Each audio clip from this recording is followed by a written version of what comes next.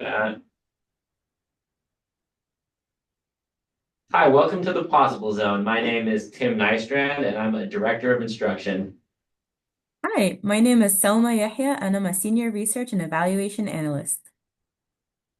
Hi, my name's Luke Mattis. I'm a lead educator here at the Possible Zone. And hi, I'm Tori Saya, and I'm also a lead educator here at the Possible Zone. And if you're wondering what the Possible Zone is, at the Possible Zone, innovative education meets 21st century demands.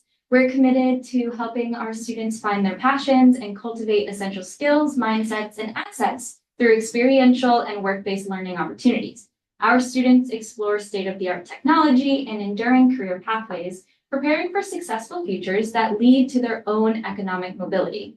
Here, young people develop entrepreneurial spirit, STEAM agency, and key competencies as CEOs of their own lives, finding insights in failures, gaining confidence to achieve, and setting clear aspirations, confident in their paths.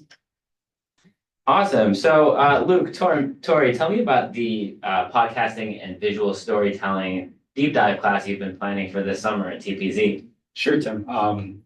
We are hosting about 21 students, high school age, to come into the Possible Zone and tell stories from their community, whether it's something in the Boston area that really resonates them, that they think is under discussed, or just like someone they really look up to.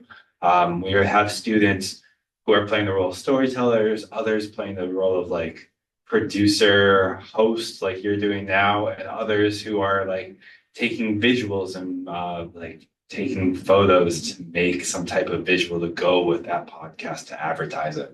So it's a lot of like students talking and students showing, and we're trying to cultivate future storytellers with new media.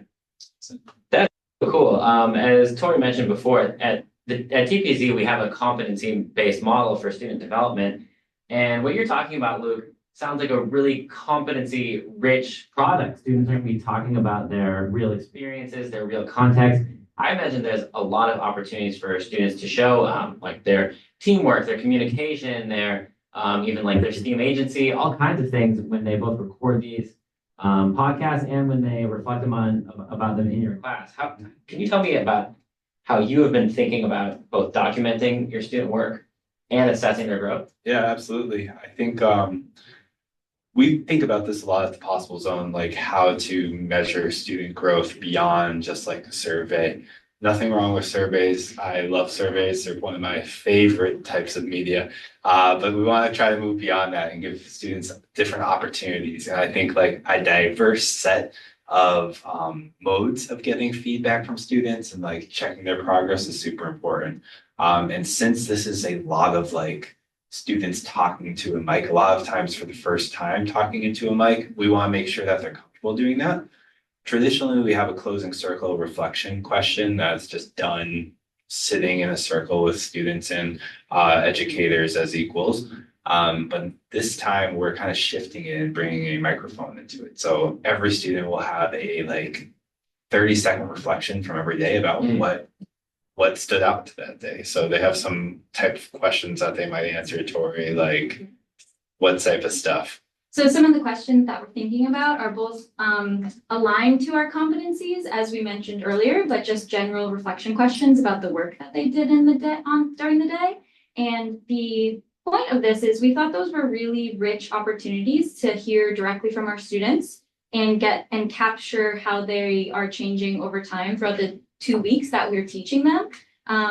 We will be producing a lot of audio recordings, and we were just interested in using those as sites of like data, how we can evaluate student growth. So we're just excited to both use the podcast, the recording, but also those daily reflections to see where our students are seeing their own progress when it comes to these specific competencies that we teach to here.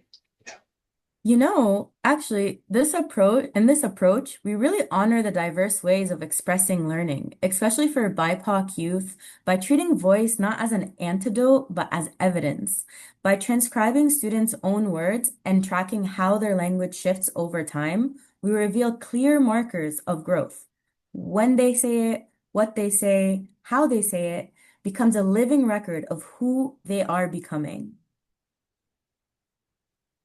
Absolutely. So I think the next key question is, how are we going to analyze all this audio? It sounds like you guys are going to be recording a lot. Have you guys heard about this new tool that we have here at the Possible Zone called ZoneSight? I actually have, Tim, but why don't you tell others a little bit about it?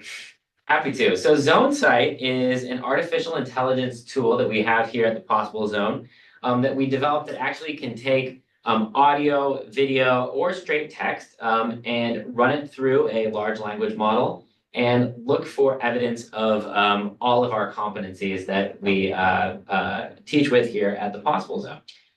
You can run all kinds of stuff through it. It's pretty fast. It's a simple process. We capture the input, we run it through the LLM using the prompting that includes our competency model and look fors, and then we get instantaneous feedback or near instantaneous feedback with a human in the loop the entire way through. So the educators using this actually are asked to validate the output from ZoneSight as well.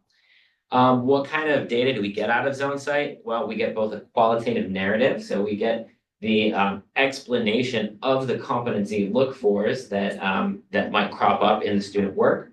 And then we also get a quantitative rating. So we get this kind of radar map that shows all of our different competencies that students might demonstrate through their work. And the really cool thing is they don't have to be talking about the competencies at all. They don't have to say the competencies. They don't even have to know what the competencies are because ZoneSight is able to pick up evidence of those competencies looking at student work, doing anything at all. So a really great tool for something like storytelling where they're going to be talking a lot and in a really authentic way.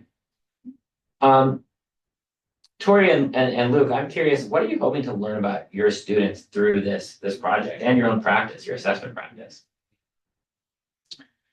Well, I think like the point of this whole session is to get them comfortable speaking and like to see them grow with a new tool like podcasting equipment like Reaper, like photography, and making them feel comfortable with that. So like I anticipate up and down throughout the entire 2 weeks that we're running this program, but the goal is for them to start off better than they started or to end better than they started. Yeah. What do you feel? I think I'm really excited about developing my own evaluation practice. When I think about competencies, I have examples or look fors that I ascribe to the individual competencies like problem solving or teamwork or communication. But what I think the benefit of a tool like this is it will give me or make connections that maybe I didn't initially. I also really appreciate that the educator is not looped out of it. Our judgment, our professional judgment is used to validate the findings.